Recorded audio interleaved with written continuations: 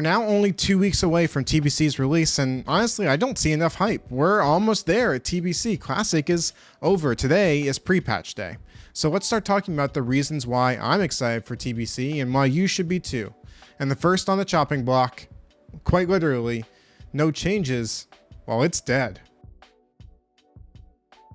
The origins and intentions of No Changes were really noble. The idea that they want to hold up the ideals of the original game and make them untouched. Don't let Blizzard touch them. That's really the idea of No Changes. They didn't trust Blizzard to make smart, targeted changes to the game. I think Blizzard has actually proven through Classic that 1, making no changes is detrimental to the game, and 2, they're capable of making smart, targeted changes. In some ways, the no changes caused the world buff meta to evolve and to grow and to be so abusive, honestly, to the game that it's caused this crazy change from where the game originally was to begin with. The no changes actually caused more changes by Blizzard not addressing it. Also talking about the boosting meta and the way that mages were essentially able to abuse the economy of the game and enable this, incentive to gold buy consistently so new players could level efficiently. Blizzard not touching that changed the way the game was played for everyone who was leveling new characters. And so No Changes was flawed. It fell flat on its original intention of not changing the way the game was originally meant to be played. And so Blizzard made some smart changes along the way. Finally, they introduced the Chrono Boon Displacer, which at first I wasn't really a fan of, but after playing with it for the last month of Classic, it was actually a really smart change. I get to play my character and go out into the world, and I can still get my world buffs. I don't like world buffs, I'd rather they go away, but if you're going to have them, that's a smart change. Another smart change they made was with the PvP system that changed the way that AV discords work and the way that the queues worked for dodging Warsong Gulch and Arathi Basin games. Smart changes that Blizzard made. And so now we look to TBC and they have smart changes there as well. The first change we'll look at is the leatherworking drums. This was a big issue that the community saw that was coming in TBC. Unchanged, the TBC drums would have caused a huge increase of player power and would have forced 4 out of 5 of every group in TBC to be leatherworking if you wanted to do your best in PvE content. It gives this extra buff for haste that lasts for 30 seconds and has a cooldown of 2 minutes and requires leatherworking to use. And so you get 4 leatherworkers in the group and you can have 100% uptime on this buff. The change that Blizzard implemented, they nerfed the range for the party, so you have to stack up within 8 yards. So that's the first change, as they made the party aura smaller. And the second change they made is they added the tinnitus buff, which gives a 2-minute debuff whenever you use the drums. And so what this means is that it lowers the potential uptime for drums from 100% to 25. This accomplishes 2 really important things. 1, it doesn't force 4 out of 5 of your group members to be leatherworking if you want to compete in a PvE environment. That's a huge win. The second big thing that it has to do is it lowers the potential power for the player power ceiling. Instead of having 100% uptime, you now have 25. So that 75% haste that you're losing makes the players weaker. That's a good thing when it comes to Classic content. Now that we already know how these fights go in these PvE environments, we don't really need all the extra benefits for these profession changes and drums in order to clear the content.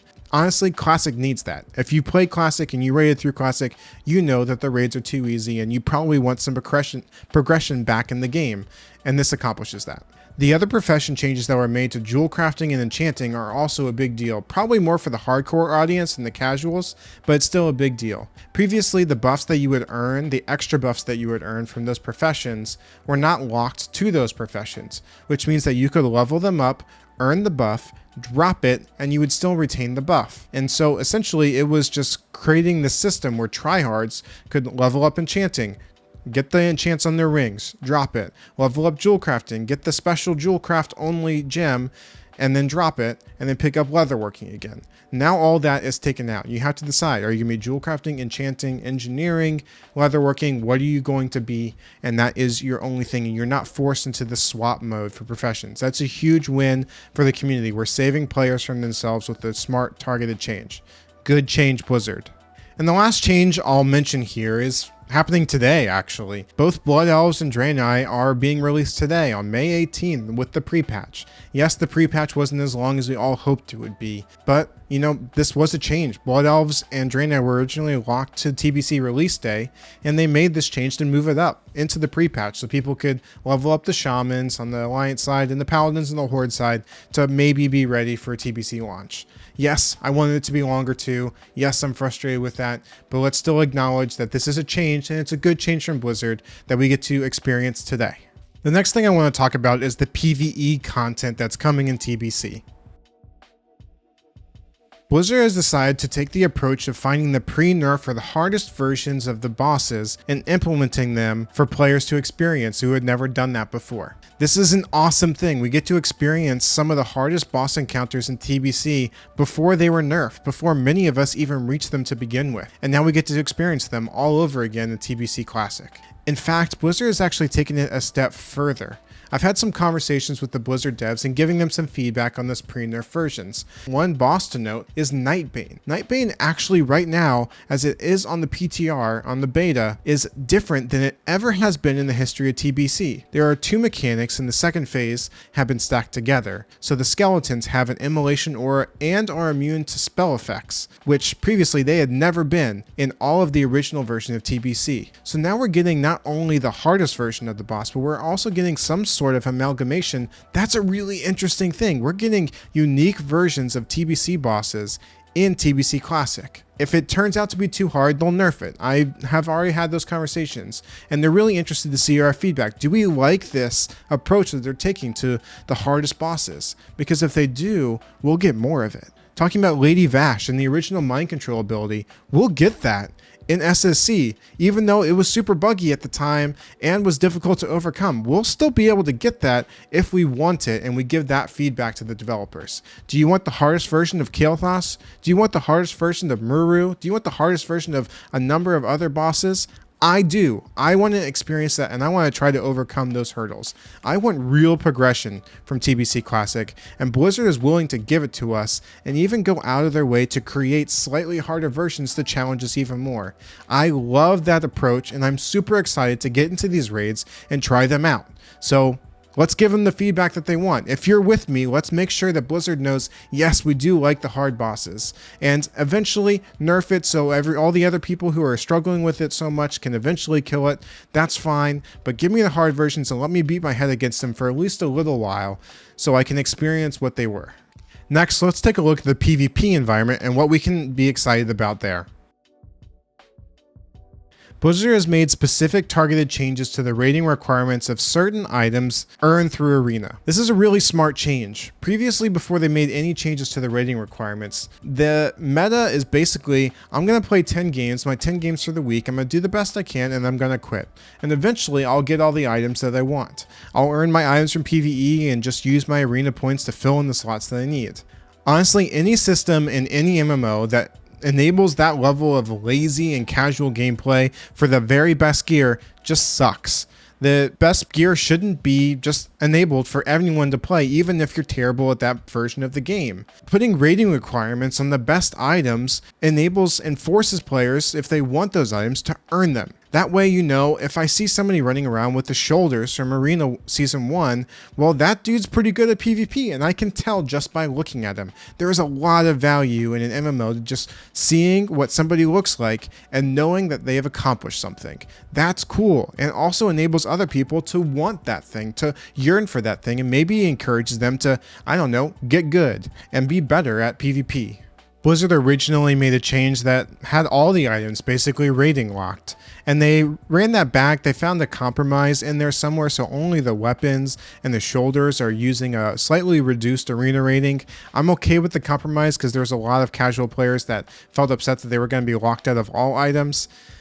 Okay, that's fine, you can have the lesser ones, but at least the best items, the shoulders, which are the most iconic cosmetic item, and the weapons, which are some of the strongest items for melee, they're locked behind some ratings, so you have to earn them in the PvP environment in order to wear them, and I think that's appropriate.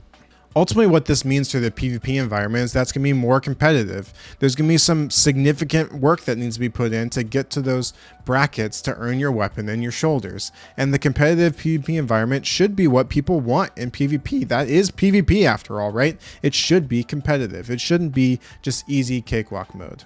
I do have one concern that this enables boosting to be more of an issue, but the team rating stuff may change how that works as well. So we'll see how that shakes out. I trust Blizzard to be paying attention to this because, one, I'm giving this feedback. I know that they're listening to the feedback that we have. So I'm aware that Blizzard, there might be an issue there with boosting, but I'm hoping that if there is, that Blizzard would address that somehow and moving forward after Season 1 into Season 2, 3, and 4 in TBC. And the last reason why I'm super excited that TBC is going to be here in just 2 more short weeks. I'm a Warlock. Dude, warlocks are insane. Like, Death Coil is insane. Like, they are so good. And the thing is, what's really funny about them is they just keep getting better.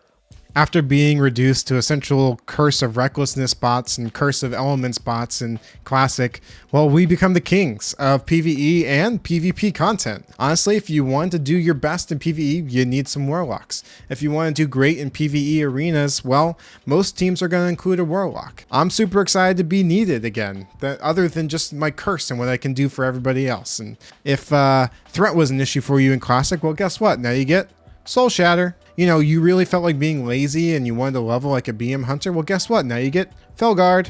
And if you want to be OP and PvP, well, guess what? Now you get Siphon Life and Soul Link at the same time. And if you really get tired of your dots being dispelled, guess what? You get Unstable Affliction. And if you just want to see really big Shadow Bolt numbers and you're okay with just pressing 2 all the time, well, guess what? You get Deep Destruction. So I'm excited. I'm a Warlock. What's not to be excited about? What about you? Are you as excited as I am that TBC is going to be out in 2 weeks? Are you as excited for these changes that Blizzard has made for the PvE pre-nerf content, for the arena system that gives you something to do in between your raids every week? I'm excited. I hope you are too. So again, remember to like, subscribe if you want to watch more of me and talk about TBC in the future, and leave a comment down below what you're most excited about for TBC content to come.